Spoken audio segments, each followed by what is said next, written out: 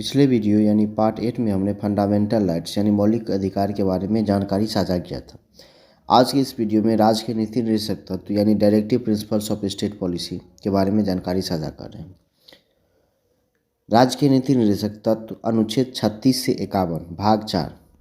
नीति निर्देशक तत्व को तेज बहादुर शत्रु समिति की सिफारिश के आधार पर आयरलैंड के संविधान से ग्रहण करते हुए इसे भारतीय संविधान में शामिल किया गया। नीति निर्देशक तत्व के माध्यम से भारत की प्रत्येक सरकार को यह निर्देश दिया गया कि वह जनता के लिए कल्याणकारी कार्यक्रम लागू करे, क्योंकि भारतीय संविधान के प्रस्तावना में लोक कल्याणकारी राज्य बनाने की बात कही गई है। इसलिए इसके अंतर्गत उन सभी बातों का वर्णन किया गया है जिसके माध्यम से कल्याणकारी राज्य की स्थापना संभव है, लेकिन राज्य के सीमित संसाधन को देखते हुए इसे बाध्यकारी नहीं बनाया गया। अनुच्छेद 36 इसके अंतर्गत राज्य की परिभाषा दिया गया है। इसमें राज्य को स्पष्ट करते हुए यह कहा गया कि यहाँ पर राज्य का अर्थ वही होगा जो अनुच्छेद 12 के अंतर्गत बतलाया गया। अनुच्छेद 12 की चर्चा मैंने मौलिक अधिकार यानी फंडामेंटल राइट्स वाले सीरीज में कर दिया। अनुच्छेद 37 नीति निर्देशक तत्व के उल्लंघन होने की स्थिति में न्यायालय अर्थात सुप्रीम कोर्ट एवं हाई कोर्ट इसे लागू करने के लिए बाध्य नहीं करेगा। अनुच्छेद 38 राज्य के लोक कल्याणकारी भावनाओं को मजबूत बनाने हेतु सामाजिक परिस्थिति का निर्माण करेगा, अर्थात आय की असमानता को दूर करने का हर संभव प्रयास करेगा। अनुच्छेद 39 स्त्री पुरुष में असमानता को समाप्त करने के उद्देश्य से समान कार्य के लिए समान वेतन दिया जाएगा। अनुच्छेद 39 को जो 42वां संविधान संशोधन करके जोड़ा गया था, सभी व्यक्ति को एक समान न्याय एवं निःशुल्क कानून सहायता भी दिया जाएगा। अनुच्छेद 40 राज्य देश में पंचायती राज व्यवस्था लागू करने का प्रयत्न करेगा। अनुच्छेद 41 राज्य के द्वारा बुढ़ापा, बीमारी, बेरोजगारी एवं असहाय होने की स्थिति में आर्थिक सहायता दिया जाएगा। बिहार सरकार द्वारा बेरोजगारी भत्ता इन्हीं अनुच्छेद के तहत दिया जाता। अनुच्छेद 42 महिलाओं की विशेष स्थिति को देखते हुए इन्हें अलग से मातृत्व सहायता दिया जाएगा। अनुच्छेद 43 राज्य प्रत्येक गांव में कुटीर उद्योग की स्थापना करेगा। अनुच्छेद 43 को उद्योग के प्रबंधन में मजदूरों की भी सहभागिता सुनिश्चित किया जाएगा।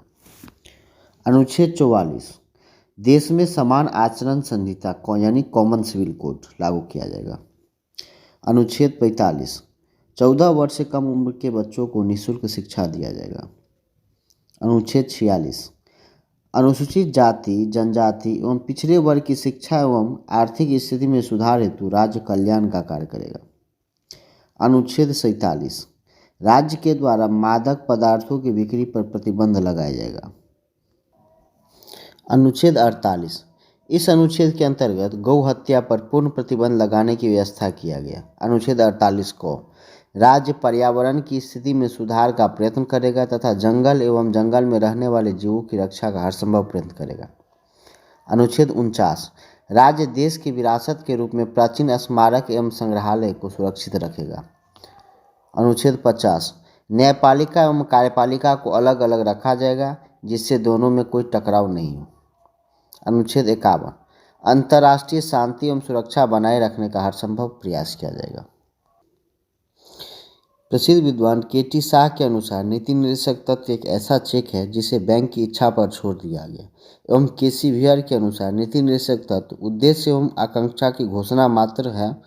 उन्होंने कहा कि नीति निर्देशक तत्व शासकों की आचार संहिता है। अब मौलिक अधिकार एवं नीति निर्देशक तत्व में कुछ अंतर दिखते हैं।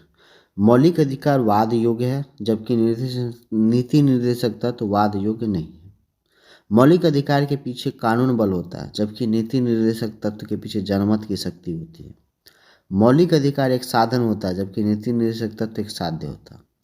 मौलिक अधिकार राजनीति एवं सामाजिक लोकतंत्र की स्थापना करता है, जबकि नीति निर्देशक तत्व सामाजिक एवं आर्थिक लोकतंत्र की स्थापना करता है। अधिकांश मौलिक अधिकार नकारात्मक होते हैं, जबकि अधिकांश नीति निर्देशक तत्व सकारात्मक होते हैं।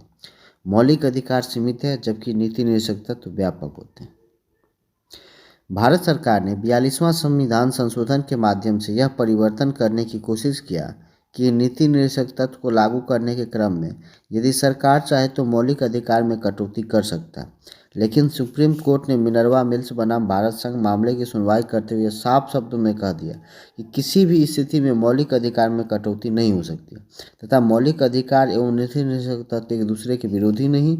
यदि एक को ठीक से लागू किया जाए तो दूसरा अपने आप लागू हो जाएगा, अतः दोनों एक दूसरे के पूरक होते हैं। धन्यवाद।